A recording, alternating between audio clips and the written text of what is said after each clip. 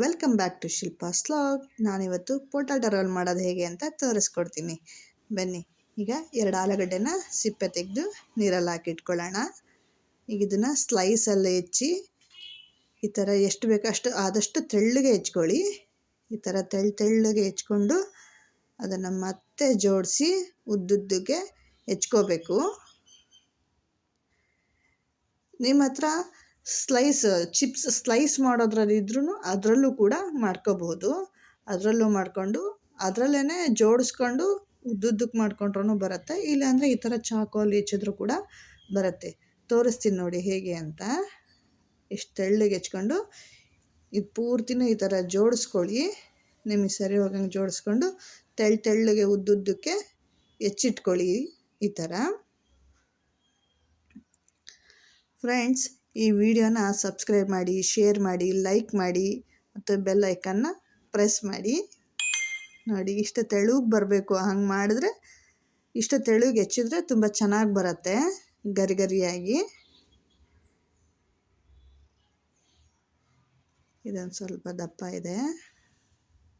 Friends, ಮಕ್ಕಳಿಗೆ ಸಂಜೆ ಸ್ನ್ಯಾಕ್ಸಿಗೆ ಚೆನ್ನಾಗಿರುತ್ತೆ. ಇದು ಹೊಸ ಟೈಪ್ ಸ್ನ್ಯಾಕ್ಸು, ಪೊಟ್ಯಾಟೊ ರೋಲ್ ಅಂತ. ಇದನ್ನು ಈ ಥರ ಎಲ್ಲ ಹೆಚ್ಚಿ ಇಟ್ಕೊಂಡು ನೀರಿಗೆ ಹಾಕ್ಕೊಳ್ಳಿ, ಇಲ್ಲ ಅಂದರೆ ಅದು ಕಪ್ಪಗೆ ಆಗಿಬಿಡುತ್ತೆ. ಸಂಜೆ 5ರಿಂದ 6 ಗಂಟೆಗೆ ಏನಾದ್ರು ತಿನ್ನಬೇಕು ಅನ್ನಿಸ್ತಿರುತ್ತೆ ಅಲ್ವಾ. ಎಷ್ಟು ತೆಳುಗೆ ಬೇಕು ಅಂತಂದು ತೋರಿಸ್ತೀನಿ ನೋಡಿ. ಇಷ್ಟು ತೆಳ್ಳಗಾದರೆ ಸಾಕು. ಇದೊಂದು ಸ್ವಲ್ಪ ಇದೆ, ಮುಗೀತು. ಇದಿಷ್ಟನ್ನು ಹೆಚ್ಚಿಟ್ಕೊಂಡು ನೀಟಾಗಿ ನೀರಿಗೆ ಹಾಕಿ ತೊಳ್ಕೊಂಡು ಮತ್ತೊಂದು ಸಲ ಹಾಕೊಂಡ್ಬಿಡೋಣ. ನೋಡಿ, ಇಷ್ಟು ತೆಳ್ಳಗಾಗಿದೆ ಅಲ್ವಾ, ಎಷ್ಟು ಚೆನ್ನಾಗಿ ಬಂದಿದೆ. ನೀಟಾಗಿ ಇದನ್ನು 2 ಸಲ ನೀರಲ್ಲಿ ಕ್ಲೀನಾಗಿ ತೊಳ್ಕೊಂಡು ಒಂದು 5 ನಿಮಿಷ ಹಾಗೆ ಬಿಡೋಣ. ಮೇಲ್ಗಡೆ ಇರೋ ತೇವಾಂಶ ಎಲ್ಲ ಸ್ವಲ್ಪ ಡ್ರೈ ಆಗಲಿ. ನೀಟಾಗಿ 2 ಸಲ ತೊಳ್ಕೊಂಡಿದ್ದೀನಿ. ಇದೀಗ ಆಗಿದೆ. ಇದಕ್ಕೀಗ ಬಾಣಲಿಯಲ್ಲಿ ನೆಕ್ಸ್ಟು ಎಣ್ಣೆ ಕಾಯಕ್ಕಿಡೋಣ. ಅದಕ್ಕೆ ಇವಾಗ ಕಲಿಸ್ಕೊಂಬರೋಣ. ಅಷ್ಟರೊಳಗೆ ಎಣ್ಣೆ ಕಾಯುತ್ತೆ ಇದು.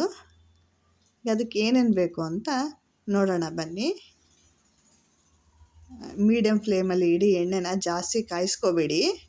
ಈಗ ಒಂದು ಪಾತ್ರೆಗೆ ಒಂದು 5 ನಿಮಿಷ ಎತ್ತಿಟ್ಕೊಂಡಿದ್ವಲ್ಲ, ಅದು ಆಲೂಗಡ್ಡೆ ಸ್ಲೈಸ್ನ ಅವನ್ನ ಹಾಕೋಣ. ಸಂಜೆ ಚಿಕ್ಕದಾಗಿ ಒಂದು ಸಣ್ಣ ಹಸಿವಾಗತ್ತೆ ಅಲ್ವಾ, ಆ ಹಸಿವಿಗೆ ಸಾಕು. ಇದ್ರ ಜೊತೆಯಲ್ಲಿ ಕಾಫಿ ಕುಡ್ಕೊತ ತಿಂದರೆ ಚಳಿಗೆ ಚೆನ್ನಾಗಿರುತ್ತೆ ಅಲ್ವಾ.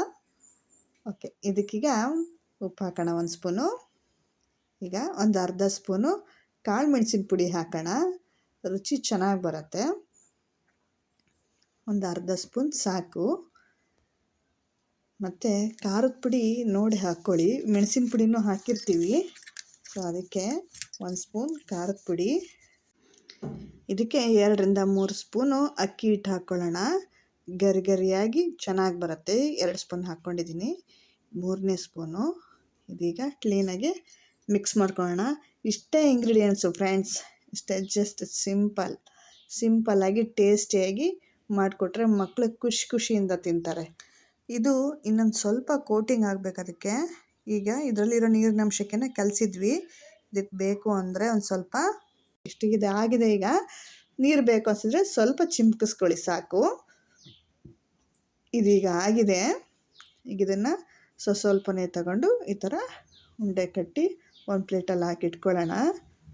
ನೋಡಿ, ಸ್ವಲ್ಪನೇ ತಗೊಳ್ಳಿ, ತುಂಬ ಜಾಸ್ತಿ ಪ್ರೆಸ್ ಮಾಡ್ಕೋಬೇಡಿ.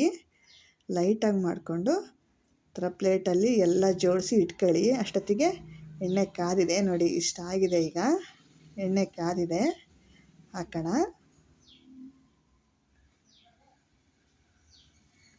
ನಿಧಾನಕ್ಕೆ ಹಾಕಿದ ತಕ್ಷಣ ತಿರುಗಿಸ್ಬೇಡಿ, ಬಿಟ್ಕೊಳ್ಳೋ ಚಾನ್ಸಸ್ ಇರುತ್ತೆ. ನಿಧಾನಕ್ಕೆ ಸ್ವಲ್ಪ ಬೆಂದ ಮೇಲೆ ತಿರುವಿ ಹಾಕಿ ನೀಟಾಗಿ ಕರ್ಕೊಳ್ಳಿ.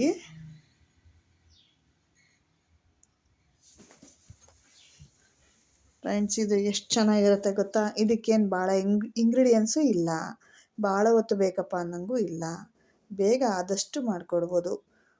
ಹೊರಗಡೆ ಅದು ಇದು ತಿನ್ನೋದ್ಕಿಂತಲೂ ಮನೇಲಿ ಈ ಥರ ಸಿಂಪಲ್ಲಾಗಿ ಈಸಿಯಾಗಿರೋದನ್ನೇ ಟ್ರೈ ಮಾಡ್ತಿದ್ರೆ ನಾವು ಕಲ್ತ್ಕೊಂಡಂಗೆ ಆಗತ್ತೆ, ಮಕ್ಕಳು ಕಲ್ತ್ಕೋತಾರೆ, ಖುಷಿಯಿಂದ ಹೆಲ್ತಿಯಾಗಿ ಆರಾಮಾಗಿ ತಿನ್ಕೊಂಡಿರ್ತಾರೆ. ಇದೀಗ ಆಗಿದೆ, ತೆಗಿತೀನಿ. ಇನ್ನೊಂದು ಸ್ವಲ್ಪ ಇದೆ, ಅದನ್ನು ಕರಿಯೋಣ. ಕರೆಂಟ್ ಬಂತು ನೋಡಿ ಫ್ರೆಂಡ್ಸ್. ಈಗ ಅಷ್ಟರೊಳಗೆ ಇದು ಕರೀಲಿ, ಅಷ್ಟರೊಳಗೆ ಮುಂಚೆ ಮಾಡಿದ್ವಲ್ಲ ಅದು ಹೇಗಾಗಿದೆ ತೋರಿಸ್ತೀನಿ ನೋಡಿ. ನೀವು ಮನೆ ಮಂದಿ ಎಲ್ಲ ಸಂಜೆ ಸ್ನ್ಯಾಕ್ಸಿಗೆ ಮಾಡಿಕೊಂಡು ಹೇಗೆ ಬಂದಿದೆ ಅಂತ ಟ್ರೈ ಮಾಡಿ ಒಂದು ಸಲ ಕಮೆಂಟ್ ಮಾಡಿ ಹೇಳಿ ಫ್ರೆಂಡ್ಸ್. ವಿಡಿಯೋ ನೋಡಿದ್ದಕ್ಕೆ ಥ್ಯಾಂಕ್ ಯು. ಬಾಯ್.